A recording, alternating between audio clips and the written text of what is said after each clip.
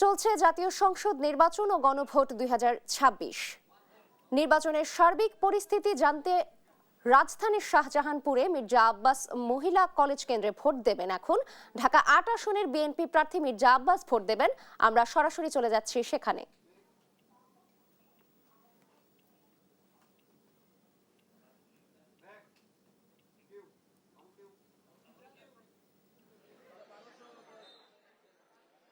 নাবিলা, আপনি জানেন যে আর কিছু সময় পরে এখানে আসবেন ঢাকা ৮ আসনের যে বিধান শেষের প্রতীকের প্রার্থী মির্জা আব্বাস। তিনি এই কেন্দ্রে ভোট দিবেন এবং এই কেন্দ্রে আমরা যতটুকু জানতে পেরেছি এই কেন্দ্রে তিনটি এখানে এই যে মির্জা আব্বাস মহিলা কলেজে এখানে তিনটি কেন্দ্র রয়েছে। সেই তিনটি কেন্দ্রে প্রায় 10,000-এর মতন ভোট রয়েছে।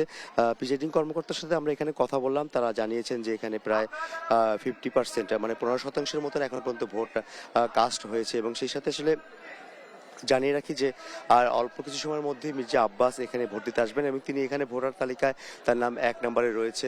এবং সকাল থেকে আমরা এই আসনে যে পরিস্থিতি দেখছি বা ঘুরে ঘুরে যে অবস্থা দেখছি তাতে আসলে এখানের যে আইন শৃঙ্খলা পরিস্থিতি থেকে শুরু করে এখানে সকল ধরনের আইন শৃঙ্খলা পরিস্থিতি তৎপরতা খুব উল্লেখযোগ্য চোখে পড়ার মতন। তার কারণ হচ্ছে এই আসনটি নির্বাচনের শুরুতেই হচ্ছে যে গণমাধ্যম থেকে শুরু করে দেশের অনেক আলোচনা ছিল এবং এখান থেকে আসলে এই আসনের যে প্রথম প্রার্থী ছিল সেই প্রার্থী এখানে যে ওসমান হাদি যিনি এখানে প্রার্থী হয়েছিলেন তিনি এখানে পরবর্তীতে হচ্ছে যে গুলিতে তাকে নিহত হতে হয়। এই সকল বিষয় নিয়ে আসলে ঢাকা ৮ আসন খুবই গুরুত্বপূর্ণ স্থানে আলোচনায় ছিল। সেইখান থেকে আসলে আমরা এই এলাকার যে সার্বিক যে বিষয় নিয়ে যে পুলিশের যে টহল টিম রয়েছে সেই টহল টিমের সাথে আমরা কথা বলবো। আসলে বর্তমানে আপনারা সকাল থেকে এখানে আছেন এবং কালকে রাত থেকে আপনারা টহল দিচ্ছেন, তো সার্বিক পরিস্থিতি আসলে কি দেখছেন আপনারা? আসলে কেন্দ্রের সার্বিক পরিস্থিতি এখন পর্যন্ত ভালো আছে এবং ভোটাররা সুশৃঙ্খলভাবে ভোট দিয়ে তারা নিশ্চিন্তে চলে যাচ্ছে। এখন পর্যন্ত সার্বিক পরিস্থিতি সম্পূর্ণ ভালো আছে।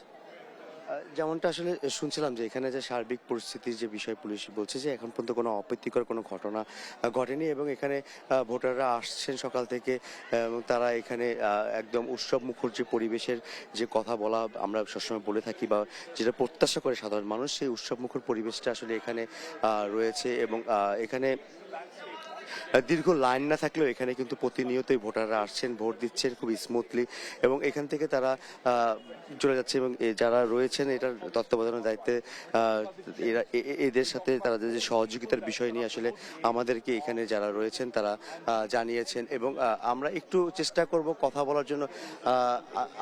আমরা একটু কথা বলতে চাচ্ছিলাম যে আপনাদের সাথে যে এখানে আপনারা তো ভোট দিয়েছেন, তো এখানে আসলে এখন আপনারা যে বিগত দিনের ভোট বা বর্তমান যে ভোট সকল মিলিয়ে আসলে যে প্রত্যাশাটা করেন যে ভোটের মাঠের, সেই চিত্রকে এখানে আপনারা দেখতে পাচ্ছেন কিনা? বিগত বছর ভোট বলতে গেলে বিগত 15 বছরের ভোট হয়েছে কিনা আমার তো মনে হয় না, কারণ এসে তো দেখলাম অনেকে আমার ভোট নিয়ে গেছে, আরেকজনের ভোট নিয়ে গেছে, সেটাকে কি আর ভোট বলা যাবে? বাট হ্যাঁ, এইবার 15 বছর পরে আমরা যেটা দেখছি একটা উৎসব মুখর পরিবেশে সুষ্ঠুভাবে আমরা ভোট দিতে পেরেছি আলহামদুলিল্লাহ। সেটার জন্য থ্যাংক ইউ সবাইকেই, যা সবাই মিলে একটা আয়োজন করতে পেরেছে বর্তমান অন্তর্বর্তীকালীন সরকারের প্রধান উপদেষ্টা সহ সবাই। তো এবার ভালোই লাগছে, একটা উৎসব মুখর পরিবেশে সুষ্ঠু অবস্থায় আমরা একটা ভোট দিতে পেরেছি বলে আনন্দই লাগছে। ভীতিকর কোনো পরিস্থিতি দেখছেন কিনা বা ভোট কেন্দ্রে আসা নিয়ে কারোর মধ্যে কোনো মানে ভয় বা শঙ্কা কাজ করছে কিনা? না, এখনো এরকম কিছু দেখছি না, তবে আশা করি সবাই যদি এক থাকি তাহলে পরে এরকম কিছুর হবে না, আমরা এটার প্রতিরোধ করতে পারবো। সুন্দরভাবে ভোট দেওয়ার জন্য সবাইকে আমরা আহ্বান করছি, আসুক সবাই, আমরা ভোট দেই, ভালোভাবে ভোটটা হয়ে যাক। যেমনটা আসলে শুনছিলেন যে আসলে যে এখানে যে ভোটের পরিবেশ এবং পরিস্থিতি এবং সবকিছু মিলিয়ে আমরা একটু আপনারা তো ভোট দিয়েছেন, একটু জানতে চাচ্ছিলাম যে এখানে যে আইন শৃঙ্খলার যে পরিস্থিতি রয়েছে সেই বিষয় নিয়ে আসলে